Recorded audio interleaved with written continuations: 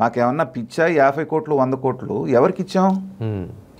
మీకే ఎవరికి ఇచ్చాం? మీకేగా ఓటర్లకి. ఓటుకు 2000 3000 చేసి తీసుకుంది మీరే కదా. మీకు అసలు రైట్ ఎక్కడుంది మమ్మల్ని క్వశ్చన్ చేసే రైట్? ఇప్పుడు ఇదేముండదు, చెట్టు ముందా విత్తు ముందా అన్నట్టుగా అయిపోతుంది. కాబట్టి ఏంటంటే దొరికాడా? అయితే అల్టిమేట్గా దీనికి నేను ఇచ్చే కంక్లూజన్ ఏంటంటే, ప్రజాక్షేత్రంలో ఇప్పుడు జగన్మోహన్ రెడ్డి గారు ఉన్నారు, 151 సీట్లు బ్రహ్మాండమైనటువంటి గారు. లాస్ట్ మన దీంట్లో కూడా నేను చెప్పినట్టున్నాను, 151 సీట్ల దగ్గర నుంచి 11 సీట్లకు ప్రజలు పడేశారు. ఎందుకు?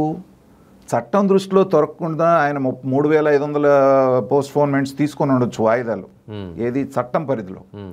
కానీ ప్రజాక్షేత్రంలో అతను దోషి అనేటువంటిది వీళ్ళు నిర్ధారించేశారంటున్నాను.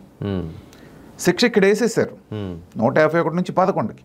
ఇవాళ జగన్మోహన్ రెడ్డి గారు పడుతున్నటువంటి మానసిక వేదన, పోల్ టు పిల్లర్ పరిగెత్తున్నటువంటి ఇదంతా దేని గురించి? ఆ శిక్షలో భాగమే.